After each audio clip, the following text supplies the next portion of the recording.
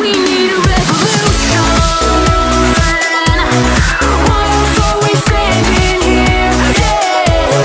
Take off our gloves, put down our guns, till everyone we need a revolution.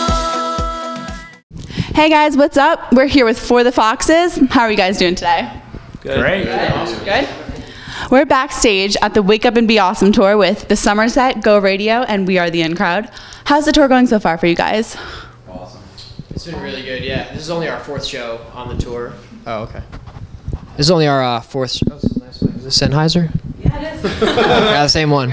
I can feel it. It's the 4th show on the tour, so it's been awesome. We did Canada 2 days ago. It was our first time there, so it's been amazing. How was Canada? Your first time?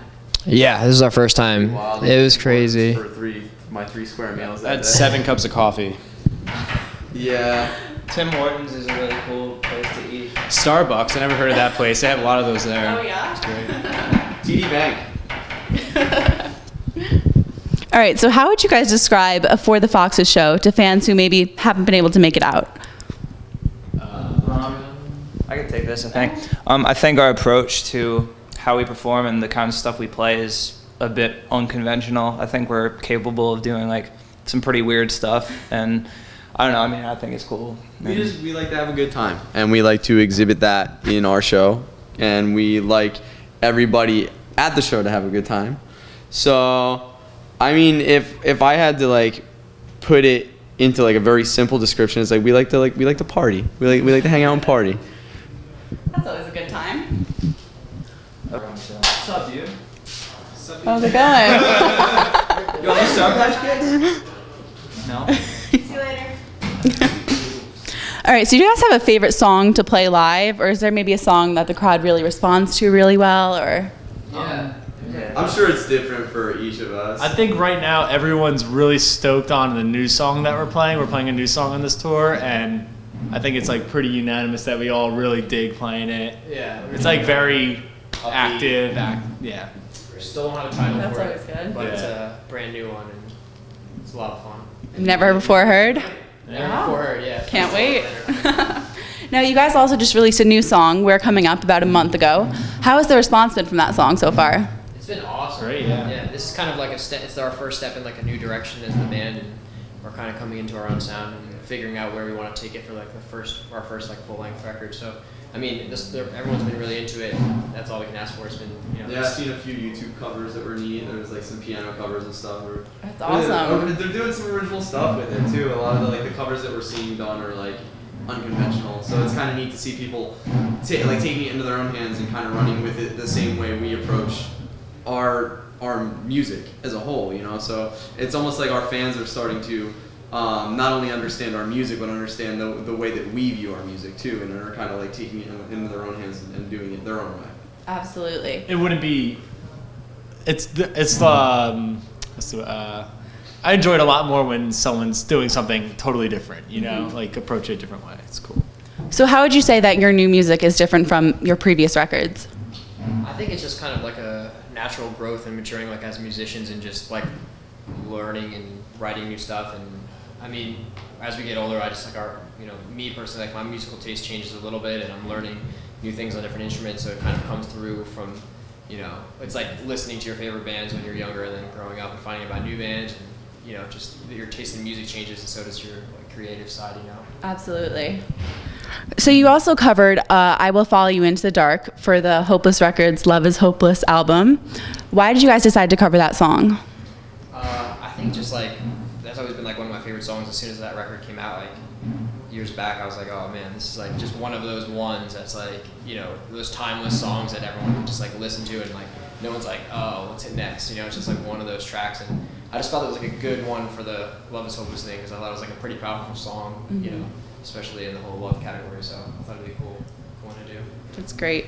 So I was reading comments on your YouTube channel, and I saw that you had fans that wanted you guys to come to the Philippines, Sweden, and Norway. Yeah. What's it like to know that you have fans all over the world who love your music and support you and want to see you in concert? It's crazy. I think it was kind of cool. Like, I had a birthday over the summer, and like I didn't have a whole lot of people from school that I went to like hit me up and say happy birthday, and then like 50 kids from the Philippines are like, happy birthday, like we love you, can't wait to go over here. I'm like, what is this? Normal, you know? right? It's, I don't know. it's funny when like kids from Philippines or Singapore are making fun of me on Twitter. And it's like, Yeah, they both yeah, it's awesome. You know, to keep Right. up with us and request our song on the radio. Yeah, Yeah, we're on the radio they keep out it there, going so- like crazy out there. They love it out there, and it's like it's really neat to see. I mean, it's been a slow growth in the United States, but now things are obviously we're on this tour, and it's a really fun tour. There's a lot of kids that have been coming out, and the shows have been doing well. So like that's a plus. But prior to now, we did a lot of touring in the United States where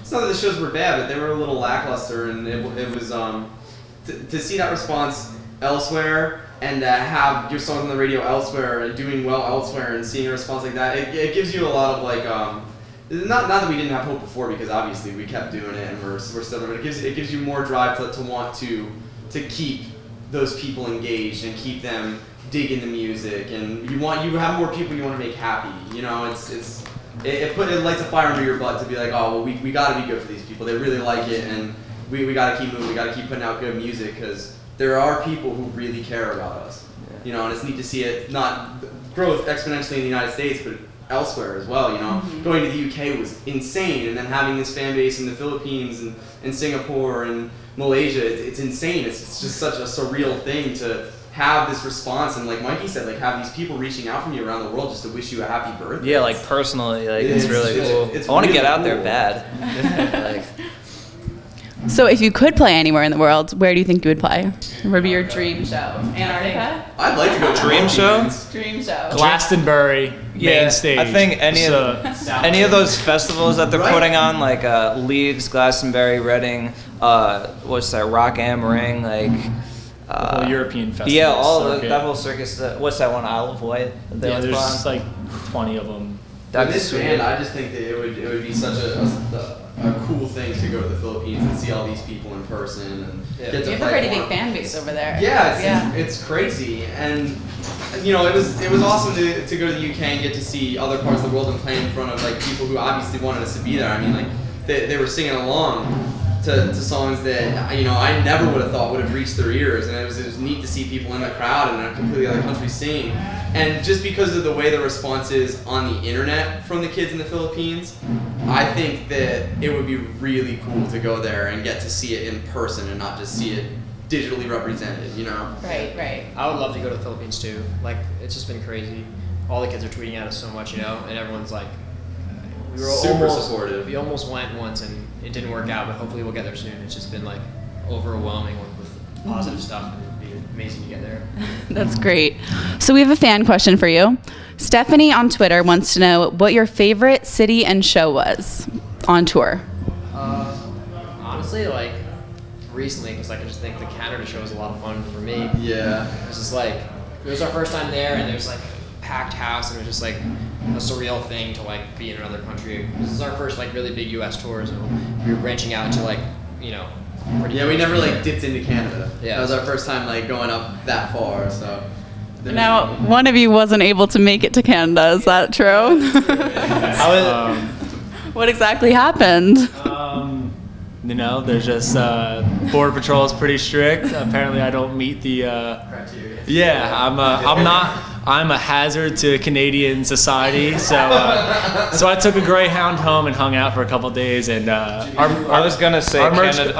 our merch guy filled in for me, and from what I hear, he did an incredible job. So That's I'm great he was there. Very happy for him. Yeah. I was gonna say Canada was my favorite show, but Jimmy wasn't there, so it wasn't my favorite show. Even though Anthony held down, he represented, did a good job. I think all the UK shows we did were it's really amazing. Because like there's so many good shows in just one. But when you're tour. rolling fresh off of a show like that, I can Yeah, understand. It's like, oh man, that was the Yeah, best. it's easy to think Right. the show's the best, right? When you get, and it's like it's tough to not be that band where it's like, oh, you guys are the best band on, or that you guys are the best crowd on this tour. Like you're like, because like they hear that all the time, but it's like usually when a band's saying that, it's a genuine feeling. Like when you're like, and that's why it's tough to try and pinpoint like, oh, well, this was my favorite show ever because, or this is my favorite show ever because it's like you meet so many cool, interesting kids and. You like play with so many cool, interesting bands. It's hard to be like, oh well, this one tour was the best, or oh well, this one show was the best. because it's like there's so many like new experiences to every tour, and it's like when you play a show like Canada, or when you have a tour full of shows like there was in Canada, it's like I said, it's hard to just be like, that's my favorite. Or that's like my favorite. sometimes you That's just my play favorite. in Raleigh, North Carolina, and there's only 15 people there, but they're going absolutely crazy. Like I'll always remember that. Or Nashville. Yeah. It's We like everywhere. Yeah. We like everywhere. It's hard to exclusively be like, well, this is my favorite place because they treat us the best, because like there could be a million people going crazy for you, but like if there's 15 people going crazy for you, like Jimmy said, and it's like they're really into it and they're really showing you like genuine attention. Right. That's all you can ask for. It doesn't matter how many kids are there, you know? That's awesome. So who would you say is your biggest musical inspiration? I mean, for me, there's like a ton of people, but I think as a songwriter, like Elton John's probably like my biggest influence as a writer. And then like musically, I like the Smashing Pumpkins a lot. It's like one of my favorite bands. So yeah. Now, what inspired each of you guys to pick up your respective instruments for the first time? To be honest, probably like Limp Bizkit. Let's be real. It was like that time frame. Like, I mean, that music was a huge part of my life when I was in like 3rd grade, and then A huge part of your life. It's like it was. because you were just rolling. I'd be a liar if I said it wasn't. But like, you know, you Get up look. for the nookie. Yeah, you get into music at a young age. You like music that, you know, looking back, you're like, why did I like that? But I mean, it got me into music. My life revolves around music now, so I can't hate on it. Right, right. Well, I think my father got me the most into it. My dad's a professional musician. He's a classical cellist, and he was like pushing it on me at a really young age, and I wasn't really appreciating music until I started using the applications from the classical and jazz training that I had to like, I guess what I thought at the time was cooler influences. And I guess what inspired me is like, I don't know, chicks that I had crushes on in high school that I was like, you know, hey, I'm cool, I can play this. I don't know, something like that. Girls always like a guy with an instrument, right? I guess. I mean, and also like some good bands that like I grew up listening to and stuff. So. I come from a musical family. I'm the only drummer actually, which is funny. But pretty much every male on my dad's side of the family plays guitar or sings. And I grew up doing theater. I used to sing in plays and stuff. And He started Pippin. It was pretty sick. yeah, no. I did some pretty ridiculous plays. But I sang along with my father, and I mean, my mother's like by no means like a singer. She never like was a performer or anything. But my mother was never afraid to sing, so it was never like my family just sang. Like it was not weird to sing songs with each other. And as I got older, I got more and more into like punk rock and heavy metal, and I had to play fast, and I had to be the craziest drummer. So I like fully by age 12, I'd fully immersed myself in playing drums, and that's pretty much where that started. And I kind of pushed all like the theater singing stuff aside and got more and more into drums, and that's pretty much where I stayed, is just constantly playing drums. I started playing drums when I was like 7. My parents were super. They pushed me really hard to be. Yeah, me and Nick were actually in band together. Yeah. So that's why I started playing drums, and they used to like have to bribe me to play out live and like buy me skateboards and stuff like that, or else I wouldn't do it. I'd probably like throw a tantrum and like cry. But like, so yeah, I started that, and then through high school, I just played a lot of music, and then I got into writing towards the end of high school, and went to college for a little bit, and I mean, just a lot of different things. You know, mostly my family was just really influential on me. And my father pushed me when I was younger, gave me my first guitar, and then my mother. That's it. They just pushed me to play. That's awesome. Mom. So you said you guys played in a band together. Is that how For the Foxes came to be? No, we No, played in bands. In bands? Together. Oh, We actually okay. played drums, and we took what was considered lessons together, where it's like you get like your private instruction from one of the band directors, and me and Nick were coupled together in our lesson. Yeah, I mean, we all had bands when we were younger that kind of played with each other and at shows and stuff when we were growing up, and Metal bands. and yeah, stuff. and we kind of just merged together after high school and formed this band. Yeah, we all knew each other and were friends with each other, but we didn't really play in bands together. I mean, me and Nick had bands together, but it was never anything like serious. It was like just this. Get Sicky with Danny and Nikki. Yeah, That's the name of the actually, project. That's something that we legitimately named the project Getting Sicky with Danny. Hey, why not? Yeah, there was nothing like this, and then Nick started taking his music projects like really seriously, and I know when like Nick was first trying to get like the outfit to go out and tour and not just really be like a basement garage thing, wanted to take it to the next level. He pulled Jimmy in and then pulled me in, and then John and Mikey eventually fell into the picture.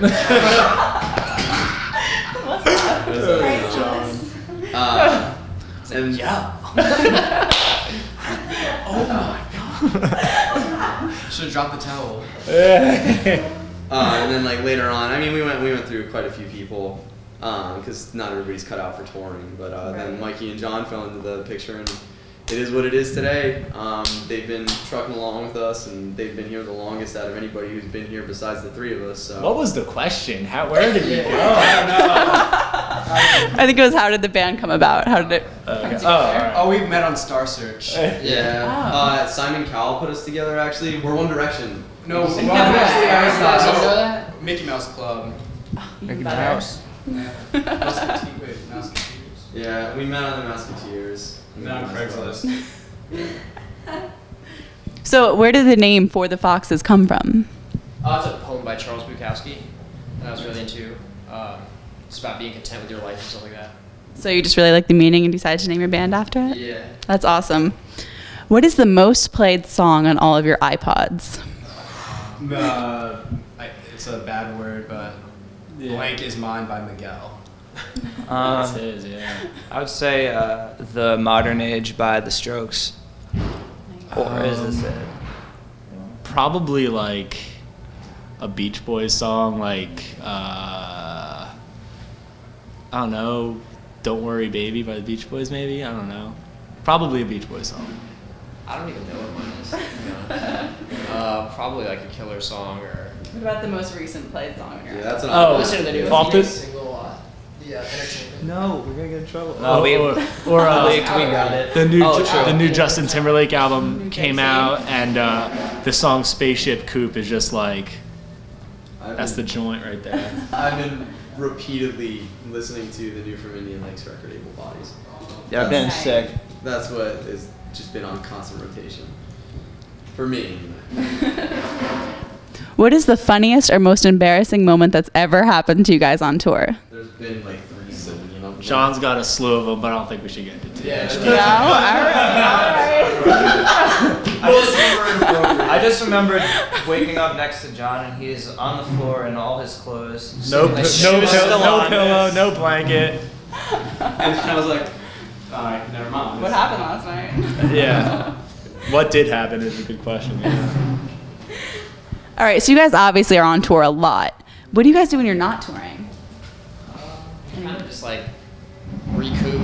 Yeah, recoup, like There's a readjustment period after Where it's not sleeping at all, and then sleeping on hardwood floors, and driving constantly, and lifting this and lifting that, and moving this and moving that, and running around and getting this together and cleaning this up and cleaning that up. So like when you're, a lot of people get the misconception that when you're on tour, it's like everybody just parties and goes crazy, and really it's just like how long can we sleep? When can we get that done? And where do we have to be the next day? It's like a lot of it's not let's find a place to party. It's like let's find a place to sleep. Yeah. It's like if someone's throwing a party, it's like, okay, you can throw a party while we sleep on your floor. That's not to say we're not like into the whole party aspect of touring, because like, you know, super fun and You gotta come loose, appreciate it. especially with the bands. Yeah. I mean, you wind up like forming this brotherhood or sisterhood for that matter. We got Justin Tay on the tour. It was wasn't the question? What do we do outside of tour?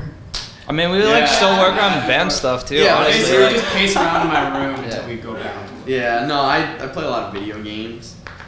Any special hobbies or anything like that? exercising. Build computers.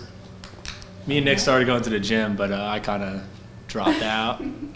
Had a good like week. Yeah, I dropped out of going to the gym as soon as I was born. Like practicing instruments and stuff. Yeah. So Warped Tour 2013, how excited are you guys? Pretty pumped. Pretty pumped. It's our first year doing it, so everyone's like super pumped. I never even like went to Warped Tour when I was younger, so I'm just like, I did. Let's do it. So it's really surreal for me to be playing. Like Warped Tour was, I started on Warped Tour when I was like 13 years old, and I think the last Warped Tour I went to, I was probably like 18 or 19. So it was like a pretty consistent thing. It was like a consistent thing all through like middle school, high school for me to like look forward to at the end of the year. It was like, all right, school's over. This summer I'm going to Warped Tour and it's gonna be awesome. And now it's like, You're playing it. yeah, I get to be there every day the whole summer. Not to mention just like a lot of like idols growing up, like Yeah. that really inspired me to play music, like younger in the scene and stuff. We're gonna have the opportunity to spend time with To them. hang out with them and play with them and see them every day is gonna be awesome. Yeah. Who are you most excited to perform with on tour? No? I think it's really cool to see Goldfinger. Yeah, Goldfinger. There's a and, lot of them. I didn't realize Really Fish on it too. Used. Slogging Molly's on it, I think. That band, Sleeping with Sirens, I think is just a really sick live band. Like, I totally understand, like, everyone loves that band so much. I think they're sick live, and I'm entertained watching them. I know Paramore's on it. Yeah. Are they? I think so. They didn't announce it. They didn't announce it yet. I saw it on I like don't- that. I don't know. We don't know that. Yeah, we don't know that. No, I don't know that. for We know fact. the rumors that are online. Yeah, the rumors that everybody else knows, we know. It's not like we have some. We don't secret have a list. where people are like, "Oh, this is on it," and no one knows about it. Like, I'm judging by what all the rumors are on the internet. So there was like a rumor list that leaked, and we were on it. So I just assumed that maybe most of those bands were gonna be playing it. Hey, you And never that one know. that I saw, that I got excited about because I thought Riot was a really solid record, and I still listen to it. So. Oh, obviously we're excited to see Go Radio and the Somerset. Yeah, because this they're going is to be like on the it. Warped Tour pre-tour. Pre-tour to the Warped Tour. So no, but this is that's what makes this awesome because I don't really think we know too many bands that are gonna be on it. But coming out of this tour, we're gonna have this will be our second tour with the Somerset and first tour with Go Radio. He comes in here and does this in front of You're just us. eating a dirty pizza We're all pie. hungry. He comes in and eats a bunch of pizza. Give me a bite. Give me a bite. Working hard or hardly working. Just give me a bite. Oh, there's this other band, Gold House, too, and yeah. we're good friends with them, and Formerly Breathe Electric, if you're familiar with them. they're gonna be fun to hang out with and stuff, like good friends. Yeah, that's awesome. New stuff too. So you have the new single and the 2 consecutive tours. What's next for you guys? I think the next step just for the band in general is to put out a full length. So I'm just writing a lot and working on a lot of new music. And Have you started recording anything yet? I'm working on a lot of demos and just going through a lot of songs and seeing which ones are going to be the best. And then we're going to try to figure out when. I think we're going to try to hop back in the studio and do a couple more songs right after this tour and just see which ones we like the best and then hopefully try to get a record out by the fall. I think that's the plan. So That's awesome. we should have a full length. Exciting. So where do you guys see yourself as a band in 5 years? I don't know. know. I don't want to jinx anything. I'm not gonna. All right, let's just live in the moment then. Like, as long as we're still playing, I'm happy, you know. Right. I see, like, I don't know, we've been getting into like weird, like old vintage, like analog synthesizers and stuff, and I think I'll see more of those on stage in the future, hopefully. I don't know, because they're cool and they sound sweet. Been getting in a lot of songs. Take Topher's What's that? pizza. Oh, Do you want to eat no. Topher's pizza? No, yeah, do unto others. What song is it? I don't know. All right, so I want to end with a famous, kind of cliche Robert Schuller quote, and that's, "What would you do if you knew you could not fail?" You could do anything, and you knew you wouldn't fail. What would you do? I'm gonna rob a couple banks. Yeah, rob a few banks. No fatalities involved. Just Yeah, just go and just the take big corporate Everything's people are always losing the money, and I'm just Right.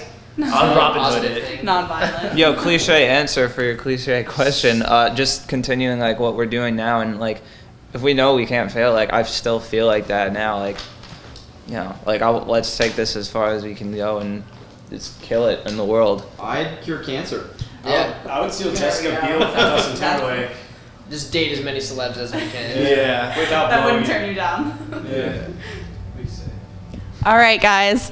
Well, thank you so much for sitting down with me today. Everyone, make sure you pick up their new single. We're coming up on iTunes now. And subscribe for more interviews. We'll see you later. 'Cause we're coming up.